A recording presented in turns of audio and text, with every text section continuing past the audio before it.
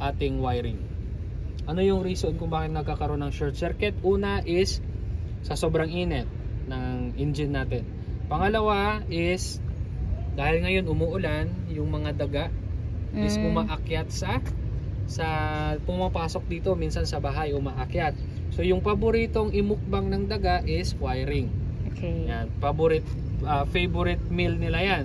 So pag once pumasok dito, kakagatin nila yung mga wiring. So once na mayroon ng open, dumikit, pwede na mag short circuit.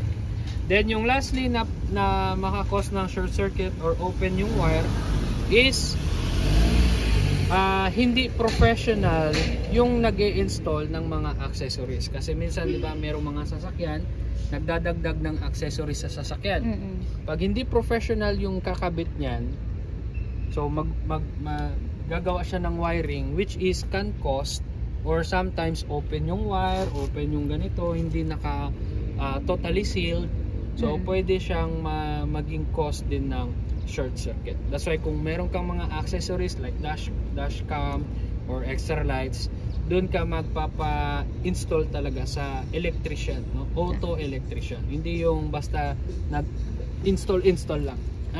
Okay, so overall, yan yung mga bagay na dapat nating i-check sa ating sasakyan bago tayo mag-go, especially kung mga long drive.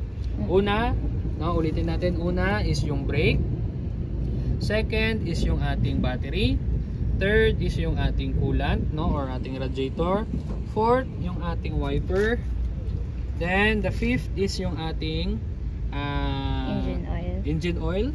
And then ang sixth is yung ating wiring. So yan yung i-check natin dito sa home.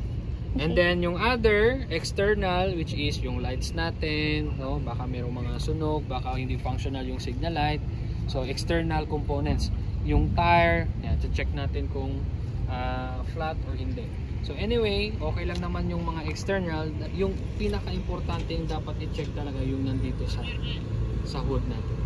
Okay? So ang yes, coolant, so ano yung mga iba-ibang nilalagay? Ang coolant ba is water or coolant talaga siya? Okay. So pwede tayong mag-refill ng water. Pero yung i-refill natin hindi yung tap water or galing sa deep well, no? So yung i-refill natin dyan is purified or distilled water.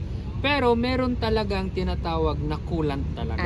Okay. So mas better yung coolant kesa sa water itself lang. Kasi yung water mas mababa yung kanyang boiling point. So, 'di ba, pag mabilis uminit. Mabilis siya uminit, no? Ganyan.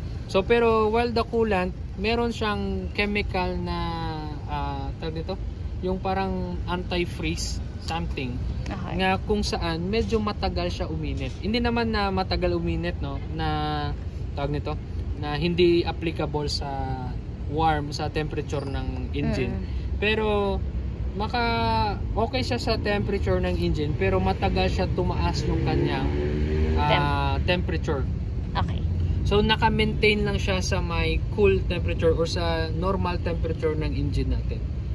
So mas preventable yung overheating pag yung ginagamit nating coolant is yung coolant talaga. Okay, so coolant, tapos dito is sa brake fluid natin. Yung brake fluid natin, ma'am, marami ding types yung brake fluid natin. Pero meron tayo dyan dito, makikita mo yung eto. So dot 3, makikita mo yung dot 3. Brake fluid na dot 3 or dot 4. Kasi merong dot 1, dot 2, dot 3, dot 4. So depende sa sasakyan. Depende din sa sasakyan. Ganon din sa ating engine oil. No, hindi lang basta-basta engine oil. Kasi yung engine oil natin, meron niyang SAE. So viscosity niya and yung viscosity grade. So depende, titingnan mo, saan mo yan titingnan sa kanyang manual. Anyway, yung brake fluid nasa manual din, yung coolant natin nasa manual din. Yung yung liquid washer, pwede ka lang gumamit kahit water or liquid washer talaga. Sa liquid washer wala namang specification na required. Any liquid washer will do. no? Kasi anyway, nasa labas lang naman. So depende sa iyo kung ano yung gusto mong liquid washer na ilalagay dito. Yeah, so Gusto far, mong itlog, gano'n. yeah. Pwede, or gasolina, gano'n. Yeah. Magaling. Yan. So, yan lang ma'am, yung mga pinaka-basic na importanteng dapat natin i-check sa code ng engine natin. Okay, sige. Any question ma'am? No questions. So far, so good naman. Oo. Thank you. Kasi wala na akong ituturo sa driving sa'yo. Ang galing mo na eh. Charot.